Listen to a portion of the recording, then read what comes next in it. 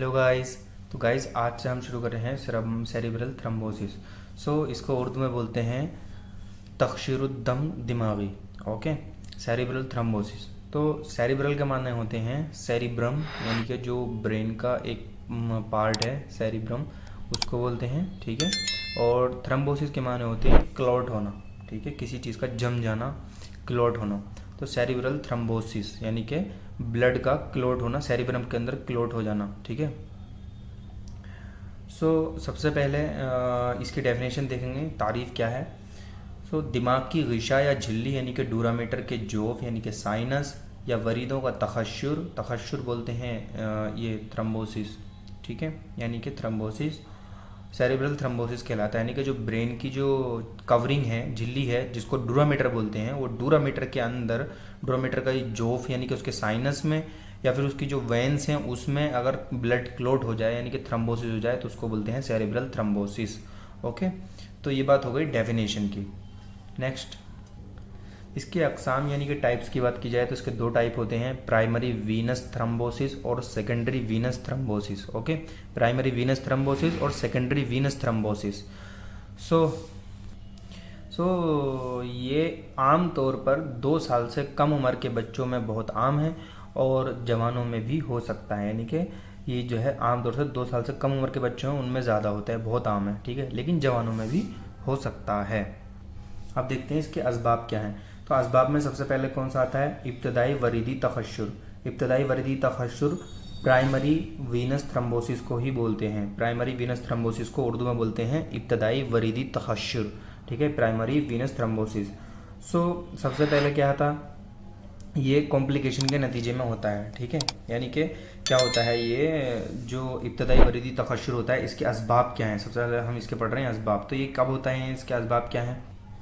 ये कॉम्प्लिकेशन मतलब कोई भी डिसीज़ हो, कोई भी डिसीज़ की वजह से, कोई भी डिसीज़ की कॉम्प्लिकेशन की वजह से हो सकता है। यानी कोई भी ऐसा मर्ज़ हुआ, दिमागी मर्ज़ या कोई और मर्ज़, यानी कि बॉडी में कहीं पे भी ब्लड का क्लॉट हो रहा है, कुछ भी हो रहा है, तो वो क्लॉट अगर ब्रेन तक पहुंच गया सर्कुलेशन के ज़रिए तो उसकी वजह से भी हो सकता है। तो कोई किसी भी डिसीज़ की कॉम्प्लिकेशन के नतीजे में हो सकता है। डिहाइड्रेशन की वजह से भी हो सकता है, अगर बॉडी में पानी की ज़्यादा कमी हो गई तो डिहाइड्रेशन की वजह से भी हो सकता है, और ख़ासकर बच्चों में। ठीक है, बच्चों में डिहाइड्रेशन हो गया तो सेरिब्रल थ्रम्बोसिस होने के बहुत चांसेस होते हैं। मेल न्यूट्रिशन की वजह से भी हो सकता है, यानी कि जो न्यूट्रिशन की कमी होती है उसकी वजह से हो सकता है। तादिया या सकूत कल्ब, यानी कि तादिया बोलते हैं इन्फेक्शन, सकूत कल्ब यानी हार्ट फेलियर।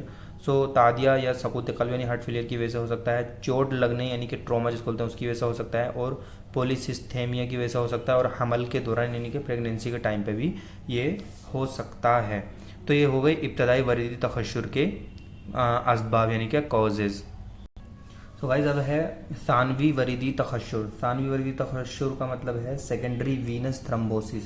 ठीक है, ये सेकेंडरी है। तो इसमें क्या होता है, इस किस्म में दिमाग की दोनों अगशिया की जोफ, इस किस्म में क्या है, दिमाग की दोनों अगशिया के जोफ या उनकी वरीदों में तखश्शुर हुआ करता है। दोनों अगशिया का मतलब है पेयामीटर और डूरामीटर, उसकी बात चल रही है। और जोफ मतलब उनके साइनस में या फिर उनकी वरीद यानी कि वेंस में तखश्शुर मतलब थ्रम्बोसिस हुआ करता है। ठीक है, और ये किस किस वजह से हो सकता है वो भी देख लेते हैं। तो गाइज ये हुआ करता है mastoiditis, otitis media, meningitis, sphenoidal sinusitis और फ्रंटल साइनोसाइटिस, इन सब की वजह से होता है। ठीक है, मैस्टोइड बोन में इन्फ्लामेशन हो गया, मैस्टोइडाइटिस। ठीक है, और ओटाइटिस मीडिया मतलब मिडिल ईयर में इन्फ्लामेशन होता है, उसको बोलते हैं ओटाइटिस मीडिया। मेनिंजाइटिस मतलब मेनिंजेस में इन्फ्लामेशन होना। स्फेनोइडल साइनोसाइटिस यानी कि स्फेनोइड जो साइनस है उसमें इन्फ्लामेशन हो, साइनोसाइटिस। और फ्रंटल साइनस जो है उसमें इन्फ्लामेशन होगी तो फ्रंटल साइनोसाइटिस। तो ये होते हैं इसके कॉजेज़, किसके, सेकेंडरी वीनस थ्रम्बोसिस के। नेक्स्ट देखते हैं।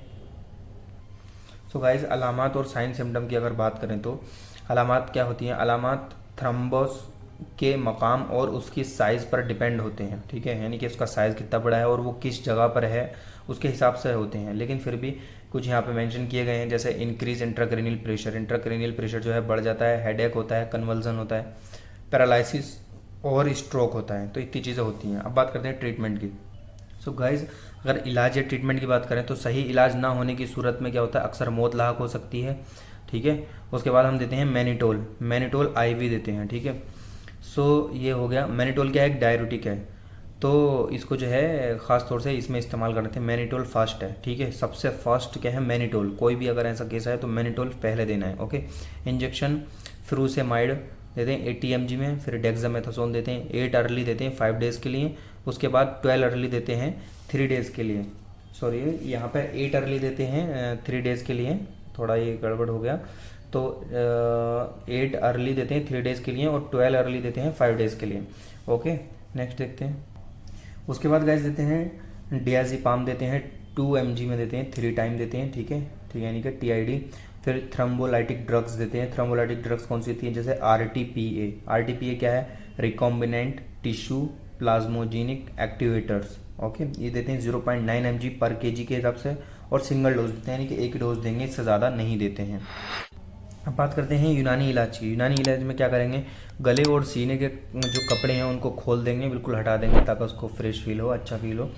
और सर को जो है तकिए से ऊंचा करेंगे, सर को जो है ऊपर रखेंगे, तकिए से ऊंचा करेंगे, ठीक है। हिमालय की गर्ज से पाशोया कराएंगे, ठीक है। और पिंडलियों पर जिमाद खरदिल करेंगे, ठीक है। पिंडलियों पर क्या करेंगे, जिमाद खरदिल। जिमाद खरदिल मतलब जिमाद करेंगे, खरदिल बोलते हैं, लाई को, या राई भी कहीं कहीं पर बोला जाता है, ठीक है।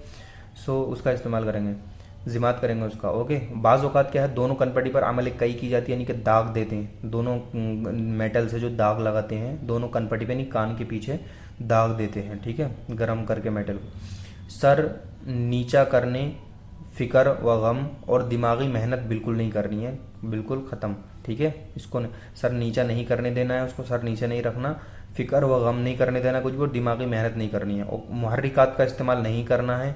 मनूम व मुसक्किन दवाएं इस्तेमाल करें। मनूम बोलते हैं नींद लाने वाली दवाएं, और मुसक्किन मतलब सुकून लाने वाली दवाएं दें, ठीक है, सुकून महसूस कराने वाली दवाएं दें, यानी कि दर्द, एनाल्जेसिक जिसको बोलते हैं, तो ये दवाएं इस्तेमाल कराएंगे, ओके। उसके बाद एक नुस्खा देंगे, वो भी देख लेते हैं।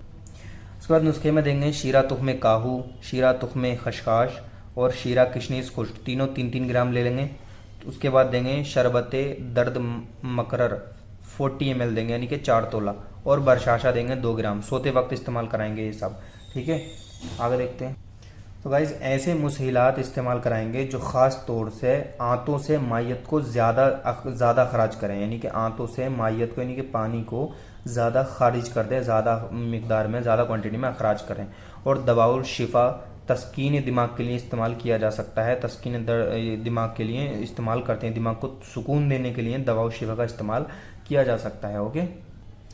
गाइस अब बात करते हैं ग़िज़ा और परहेज़ की। ग़िज़ा में क्या करेंगे, सादा ज़ोद हज़म और ठंडी और मुसक्किन शिकम दवाएं इस्तेमाल कराएंगे, मसलन खुरफा का साग, पालक का साग, काहू का साग, कद्दू, शलजम, गाजर वगैरह।